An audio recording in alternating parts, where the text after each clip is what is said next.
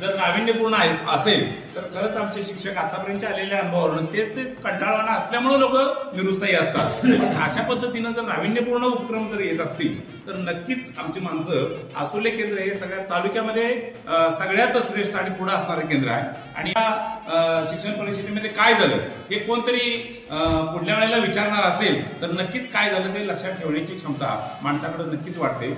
विचारणार कोणतरी असेल तर त्या रडण्याला अर्थ आहे, नाहीतर सगळंच व्यर्थ आहे असा प्रकार होतो। त्यामुळे तुम्ही अशा पद्धतीनं फॉलोअप घेत असाल तर नक्कीच पुढल्या वेळेला अजून चांगल्या पद्धतीनं शिक्षण परिषदेचा उठावदारपणा आहे तो दिसून येईल। अत्यंत चांगल्या पद्धतीनं आस्वाद लोकांनी सांगितलेल्यानुसार मी घेतला नाही, पण आस्वाद चांगला जेवणाचा होता। या शाळेनं खूप चांगल्या पद्धतीनं सहकार्य केलं, बैठक व्यवस्था चांगल्या पद्धतीने झाली, लोकही चांगल्या पद्धतीने झाली, ती काहीतरी नाविन्यपूर्ण वेगळ्या पद्धतीने। आणि मॅडम नोळे सर म्हटले तसं माझीही विनंती आहे, प्रत्येक वेळेला एक तज्ञ मार्गदर्शक पुढल्या वेळेला तो असता कामा नये।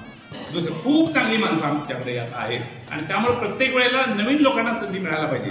त्यामुळे त्या निमित्तानं त्या माणसाकडे काय क्षमता किंवा कौशल्य किंवा गुण आहेत ते सगळ्यांना बघायला मिळतील। अशाच पद्धतीनं नवीन प्रयोग आणि नवीन तज्ञ मार्गदर्शक या ठिकाणी आपण उपलब्ध करून द्यावे।